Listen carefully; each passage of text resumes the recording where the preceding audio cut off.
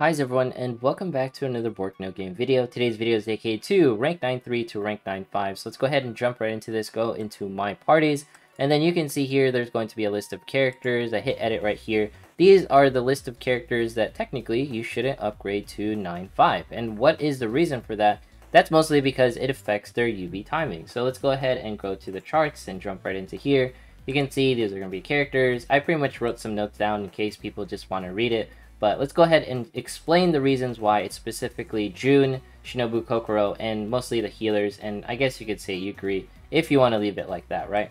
Now, you can see here this is the calculation formula by Restia, so thank you for that.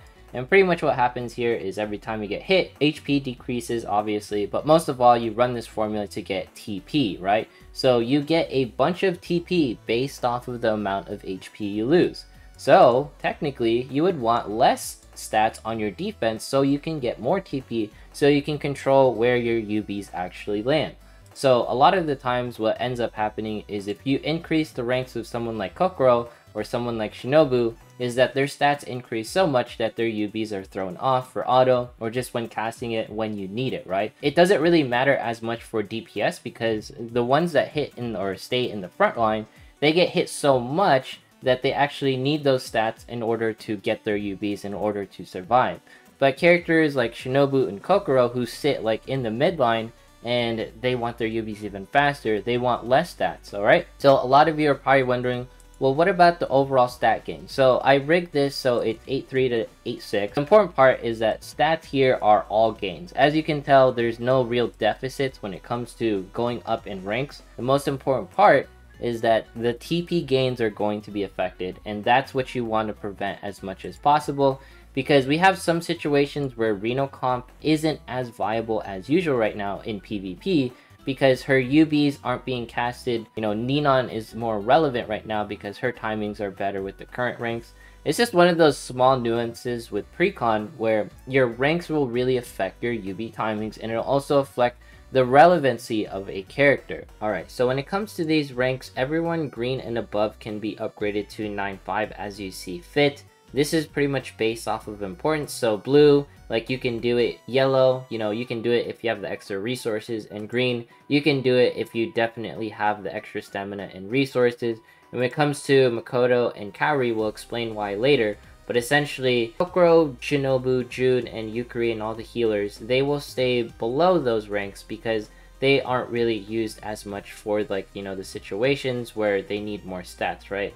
And the reason for pretty much the lower section right here is because these characters aren't generally used. Like, so for example, if their stats make it so to cast their UBs, and their UBs are essential to you, then you want them to stay in lower ranks. And if you need these characters to cast their UBs less often and you care more about their auto attack, then you can increase them in ranks. That's generally how like these ranks goes, is that the less the character needs to cast their UB at an appropriate time, the more that they can just sort of willy-nilly increase their ranks. But generally, you want to keep, like, you know, your support characters in lower rank and they can use their UBs more often. And then as far as your DPS goes, you want more of their stats. That way they can, you know, hit harder and their UB timings, hopefully, depending on the auto situation, aren't affected too much. I like to keep gear like sort of on hand and not equip everyone until CB rolls around so you can get a better idea of what timings are going to be occurring as well, because sometimes these charts can be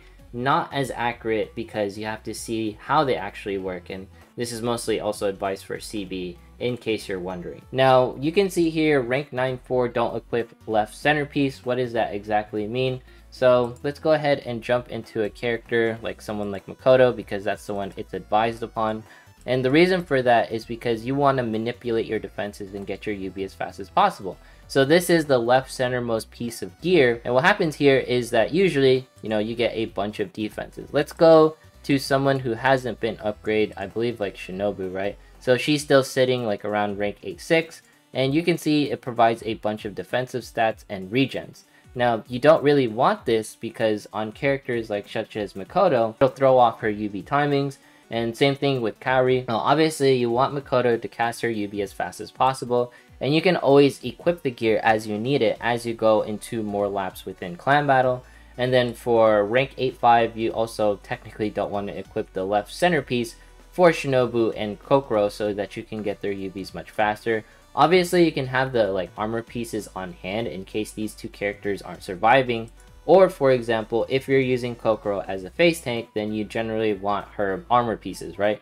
So characters will also perform differently based off of the situation that you want them to be ran in. So if you want more of like a glass cannon build for your characters because you want more TP gains and you just want them to get more hits, then what some people like to do is they will make it so that all of the armor is unequipped right here, right? I'm talking about this stuff, and you will only equip the weapons. That's some manipulation, taking things to the extreme and not really necessary, and no one will really advise you to do that because it's very high risk, you know, high reward sort of deal, but you can also get a bunch of like non-returns from it. But this is generally like the way ranks work, is that you want to manipulate the stats, so you can essentially manipulate the in-game formulas, as Restia has pointed out over here. And the UB timings is just one of those things, is if you don't get it right, you won't deal like the proper amount of damage. You guys already know about like the thing where player EXP, you know, after you hit max ranks, you pretty much gain like dungeon coins. So right there, you know, I'm getting 60 dungeon coins because it was like a set amount of like player EXP.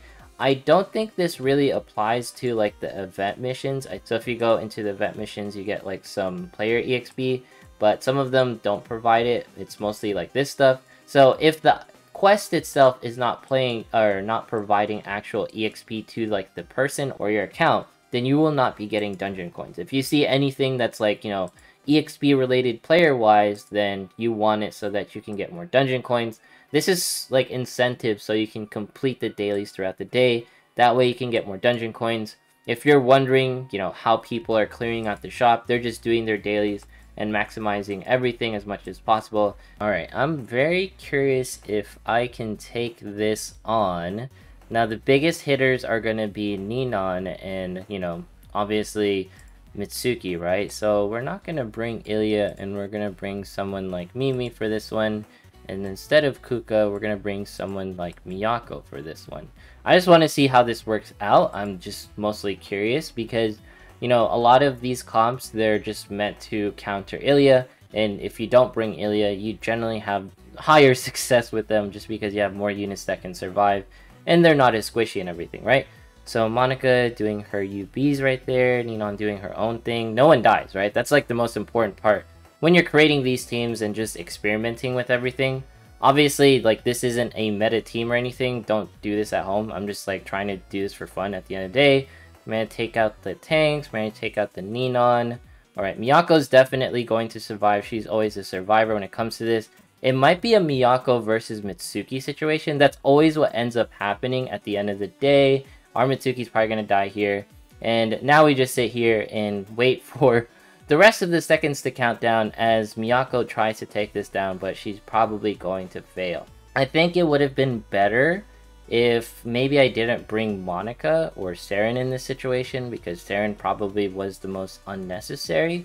Obviously, if I had like a, you know, mage comp, you could have easily dealt with this, but it's just one of those things that I wanted to showcase. And if you're like wondering how to like make these comps like not as difficult, all you do is bring like more AoE and you make it either more magical oriented or more physical oriented. For my situation, I probably should have not brought Saren and things would have probably turned out better. But it's just food for thought in case folks are trying to climb arena. And we're just maintaining our ranks out here, you know, doing what we can. Alright, this is some Princess Arena. Obviously, I've ranked down because, you know, I am a lot more chill with everything. But let's go ahead and see what we can do here. All I really want to do is, like, stay within, like, the top 1,000. But even then, just like the daily income of jewels is not really that significant. It's mostly the coins that I care about. Maybe I shouldn't have brought Kuka right there. That was a huge mistake. But I'm really interested how this team is performing, because this is like a Reno Shori comp. It seems very, very powerful. Let's see, Ninon died right there. Saren got... Okay, Saren's a little bit more inch forward. That's why Ilya wasn't hit earlier. Alright, I think we lose here. This is probably not going to be a dub. Saren? Oh my gosh. Alright, no, we're not going to win though.